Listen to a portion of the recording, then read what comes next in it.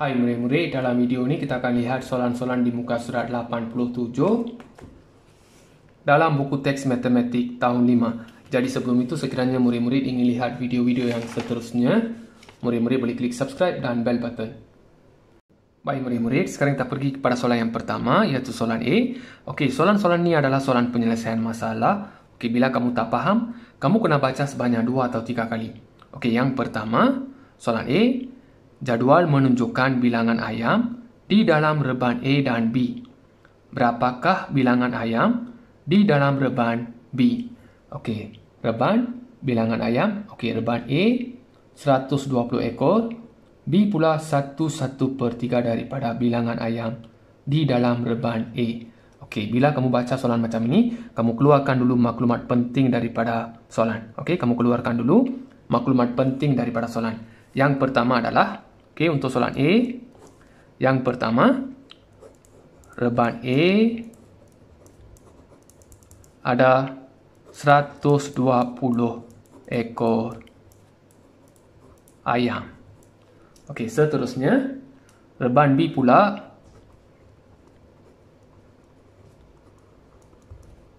satu per tiga daripada bilangan ayam di dalam reban A. Jadi 1/1/3 daripada reban A. Okey, soalannya adalah berapakah bilangan ayam di dalam reban B? Jadi kamu kena cari bilangan ayam di dalam reban B. Okey, soalannya bilangan ayam di dalam reban B sama dengan berapa? Okey. Yang pertama, reban A 120 ekor ayam. Okey, dalam nombor bulat. Reban B pula dalam pecahan iaitu 1/1/3 daripada reban A, iaitu 1/1/3 daripada 120. Okey, yang ini adalah pecahan daripada sesuatu kuantiti. Okey, pecahan daripada sesuatu bilangan ataupun sesuatu kuantiti. Jadi, kata kunci yang penting adalah 1/1/3 daripada 120. Kamu tulis yang itu dulu. Okey, 1/1/3 daripada 120. Okey, ada pecahan, ada nombor bulat, ada perkataan daripada. Pecahan daripada sesuatu kuantiti. Jadi untuk soalan macam ini kamu kena buat operasi darab. Okey, bila melibatkan pecahan daripada sesuatu kuantiti ataupun pecahan dan nombor bulat, kamu kena gunakan operasi darab. Okey, perkataan ini kamu tukar kepada darab. Jadi ayat matematiknya 1/1/3 darab 120. Okey, yang ini per dengan 1.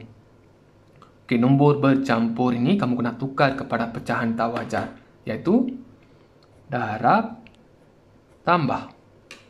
Jadi 3 kali 1 3, 3 tambah 1 dapat 4/3 darab 120 per dengan 1. Okey, bila kamu tutup sifar ini, nampak macam 3 dan 12 kan? Sini 3, sini 12. 3 dan 12 ada dalam sifir yang sama, iaitu sifir 3. Okey, sifir 3. Bila ada dalam sifir yang sama, kamu boleh masukkan secara bersilang, iaitu boleh potong nombor tersebut. Jadi sekarang, nombor 120 ni agak besar, kamu tutup sifar ataupun kamu buat petak dekat sifar ini. Okey, jangan tengok sifar ni. Kamu tengok 3 dan 12. 3 ni 1 kali 3 3. Berapa kali 3 3? 1 kali 3 3. Jadi ambil 1 ni, potong 3, tulis 1. Okey, 12 ini 4 kali 3 12. Berapa kali 3 12? 4 kali 3 12. Jadi potong 12, tulis 4. Sifar ini dekat sini. Jadi sekarang nombor atas darab atas, bawah darab bawah. Okey, 4 kali 40, kamu boleh kira dekat sini. 40 darab 4. Okey, sifar kali 4, sifar. 4 kali 4, 16. 160 per dengan 1 kali 1, 1. Jadi, boleh potong 1 ni, tulis 160. Jadi, jawapannya, okey, bilangan ayam di dalam reban B adalah, kamu tulis, bilangan ayam di dalam reban B ialah 160 ekor. Jadi jawapannya 160 ekor ayam. Okey, iaitu dalam reban B. Baik murid-murid, sekarang kita pergi kepada soalan B pula. Pekerja kedai kek Amira menyediakan satu adunan kek berjisim 15/48 kg. Adunan itu digunakan untuk membuat 24 biji kek yang sama jisimnya. Hitung jisim sebiji kek. Jadi pertama sekali, kamu tulis dulu maklumat penting daripada soalan. Okey, soalan B. Okey, adunan kek berjisim 15/48 kg. Okey, adunan kek. Okey, ataupun adunan ini kita panggil campuran. Okey, adunan kek ini campuran tepung kek. Okey, sama dengan 15/48 kg. Okey, seterusnya, adunan itu digunakan untuk membuat 24 biji kek yang sama jisimnya. Okey, adunan digunakan untuk buat 24 kek sama jisim. Okey, seterusnya, hitung jisim sebiji kek. Jadi, jisim sebiji kek sama dengan berapa? Jadi, yang inilah kamu kena cari. Okey, sekarang kita lihat yang pertama, adunan kek ataupun campuran tepung kek. Okey, katakan yang ini bekas. Okey, bekas. Satu bekas lah. Okey, satu bekas. Okey, dalam bekas ni ada tepung. Okey, adunan kek. Berjisim 15/48 kg. Okey, tepung ini digunakan untuk membuat 24 kek sama jisim. Okey, tepung ini digunakan untuk buat 24 kek sama jisim. Iaitu setiap satu kek yang dibuat daripada adunan kek ini berjisim, sama jisim. Beratnya samalah. Setiap satu kek, setiap satu kek yang dibuat daripada adunan ini adalah sama jisim. Jadi tepung ini dibahagi secara sama rata untuk setiap kek. Dikeluarkan secara sama rata. Secara sama rata. Dibahagi secara sama rata. Jadi, operasi yang terlibat adalah operasi bahagi. Jadi, untuk mencari jisim sebiji kek, jumlah tepung dibahagi dengan 24, kamu boleh cari jisim untuk sebiji kek. Jadi, operasi yang terlibat adalah operasi bahagi. Ayat matematiknya 15/48 kg bahagi dengan 24. Jadi operasi bahagi dengan 24. Kamu kena tahu sifir 24. Jadi sekarang cikgu akan tunjukkan macam mana nak tulis sifir 24. Kamu tulis 24 24. Jadi sini sifir 2. 2, 4, 6, 8, 10, 12, 14, 16, 18. Okey, tulis sampai 90 sudah cukup. Okey, sifir 4, 1 kali 4, 4. 2 kali 4, 8. 3 kali 4, 12. 4 kali 4, 16. 5 kali 4, 20. 6 kali 4, 24. 7 kali 4, 28. 8 kali 4, 32. 9 kali 4, 36. Jadi, 1 kali 24, ambil 2 dan 4. Tulis 24. Okey, seterusnya 48. Seterusnya 6 tambah 1, 7. 2 dekat sini. Seterusnya 8 tambah 1, 9. 6 dekat sini. Okey, yang ni ada 4 angka. 1, 2, 3, 4. Kamu tambah nombor tengah-tengah.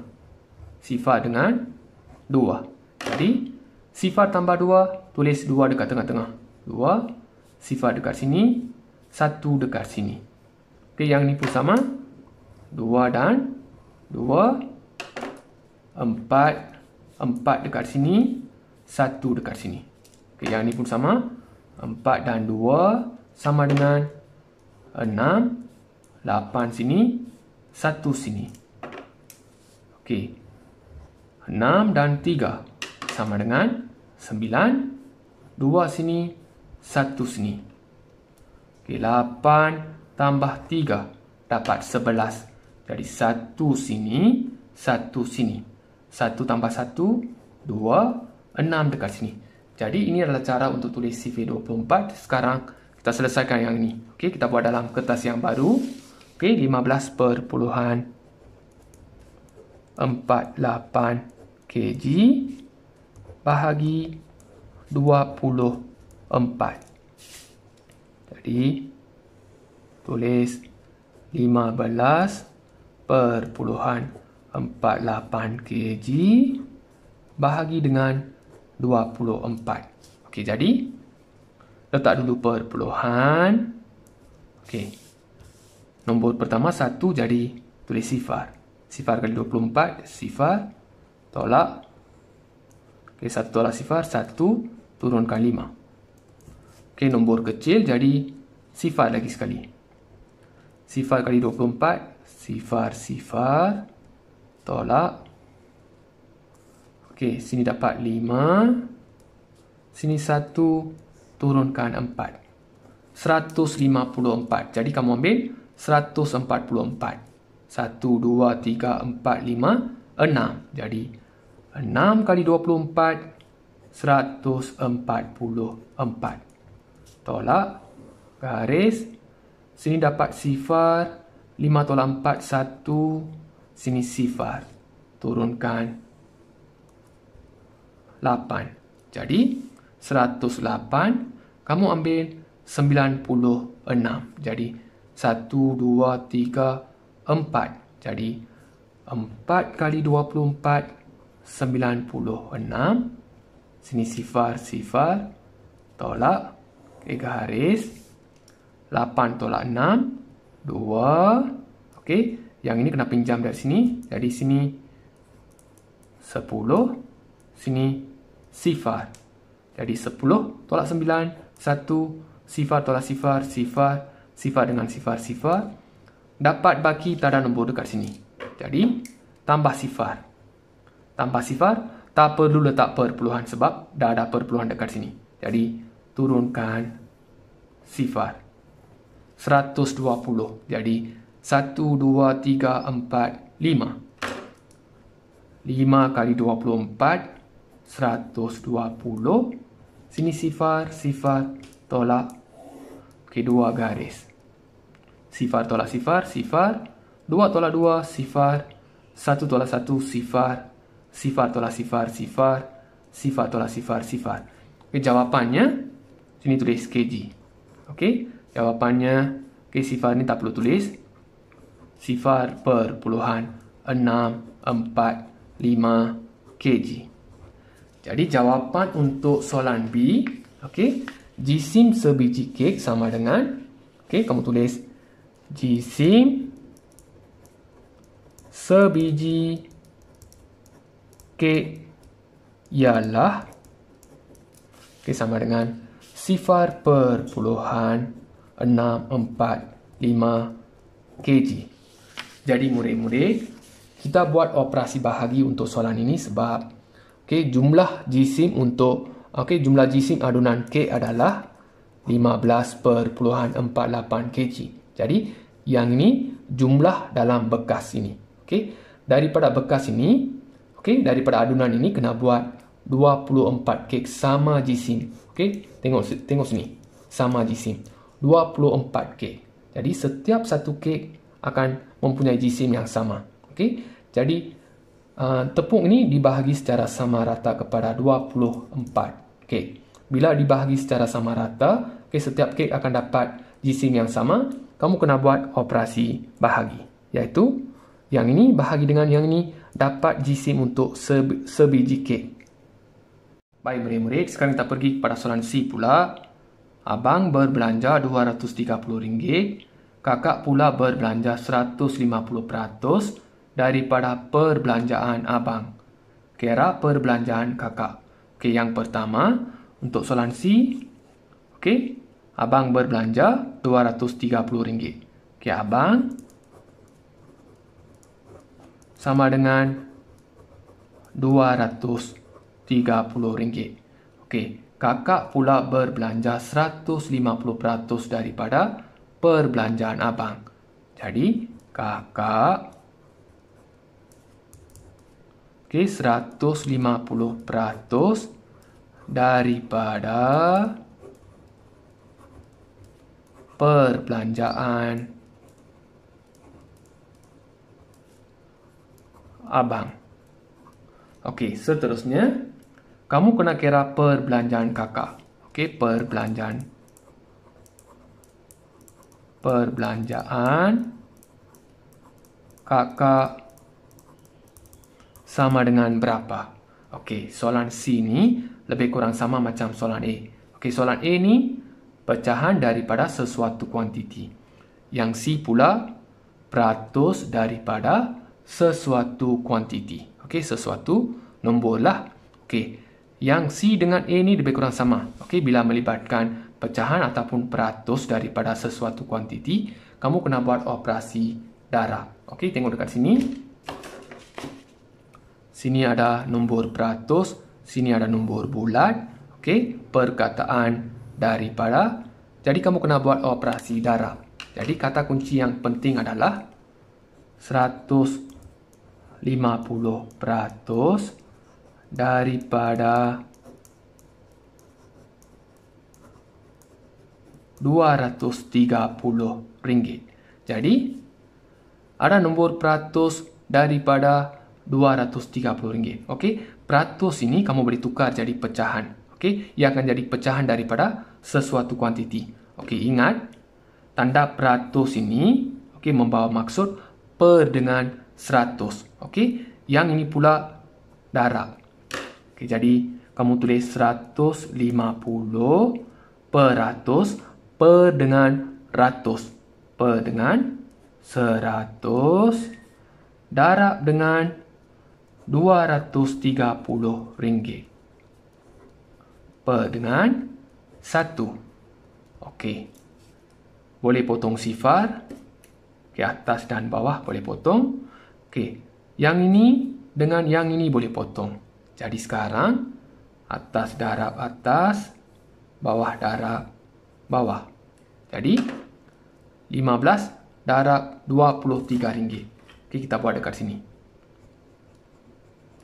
RM23 darab 15. 3 kali 5 15. 3 kali 5 15. Sini 1.